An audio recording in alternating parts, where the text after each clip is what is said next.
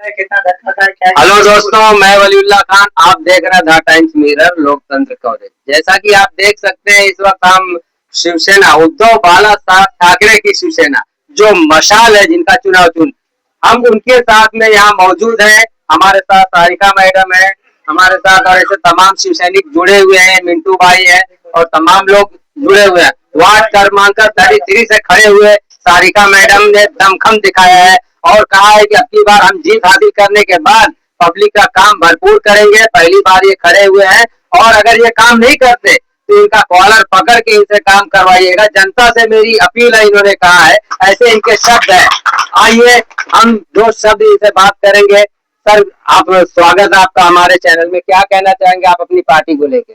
हम पहली बात तो हम छत्रपति शिवाजी महाराज को नमन करते हुए, उनको मुजरा करते हुए, हिंदू हृदय सम्राट बाला साहेब ठाकरे इनको नतमस्तक होते हुए, आदरणीय सम्माननीय उद्धव जी इनको नतमस्तक होते हुए, आदित्य साहब, वैनी साहब और यहाँ पर हमारी कैंडिडेट जो नवतरुण है, सुशिक्षित है, पूरा डबल ग्रेजुएशन किया हुआ है और ऐसी जो कैंडिडेट हमको दिया है वो सारिका मैडम, यहाँ के शाखा प्रमुख विजय जगताप, नौसीन मैडम, हमारा मिंटू खान और सभी मेरे भाई और बहनों, मैं ये बोलना चाहूंगा कि अगर मुंबई में यह शिवसेना अगर नहीं रहेगी तो शायद हमारे गरीबों का हाल क्या होगा वो आप पत्रकार भी अच्छी तरह से जानते हैं।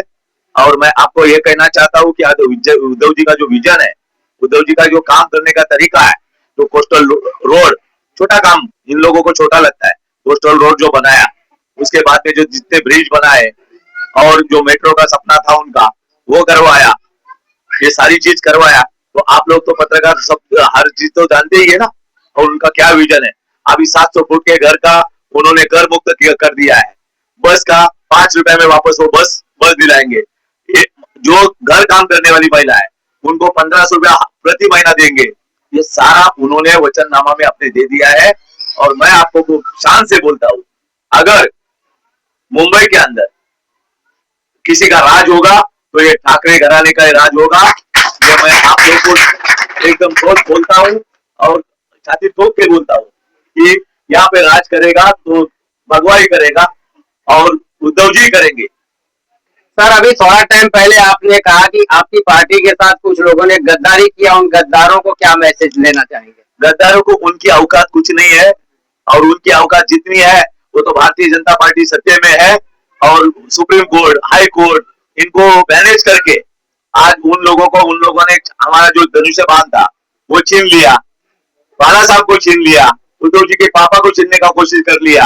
ये सारे लोगों की औकात कितनी होगी वो आपको मालूम है। और उनको हम कोई शिवसेना नहीं मानते। शिवसेना है तो हमारी मातोश्री है, शिवसेना है तो हमारे उद्धव जी है, शिवसेना है तो हमारे आदित्य जी है, शिवसेना है तो हमारी वैनी साहब है और शिवसेना है तो हमारे सारे से शिव सैनिक है।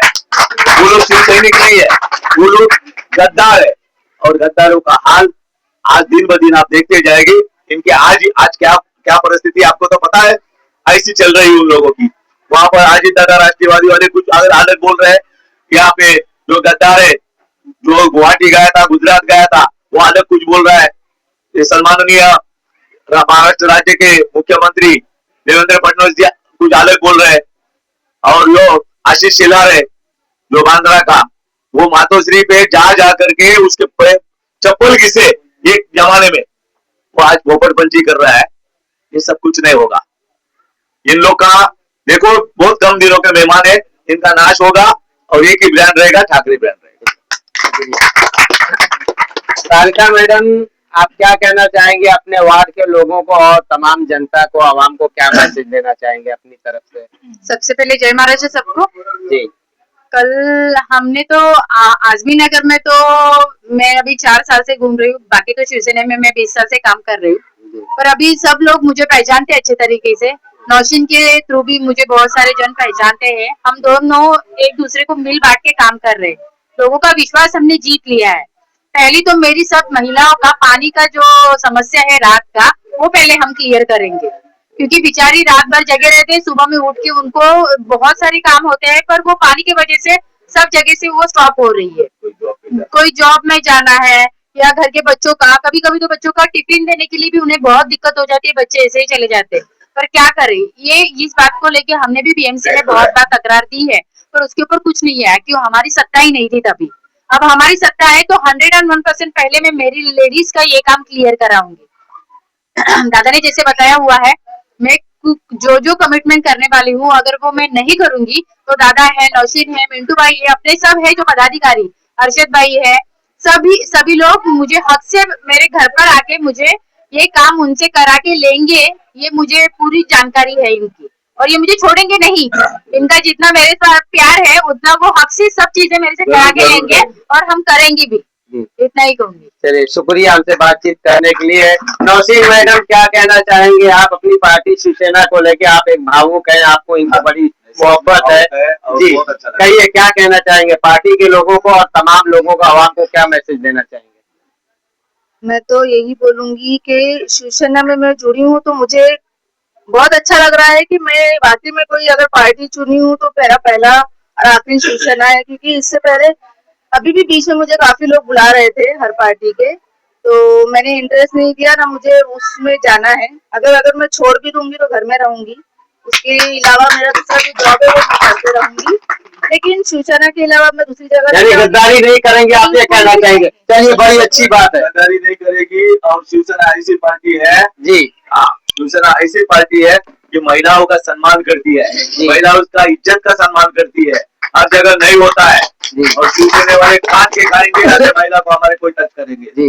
और वो नौशीन मैडम ने वो जान लिया है कि हमारा शिव सैनिक कैसा भाई होगा, हमारा शिव सैनिक शाखा प्रमुख हो, शिव सैनिक हो, गटा प्रमुख हो या साधारण शिव सैनिक हो, हमारे लिए जान पे खेलेगा।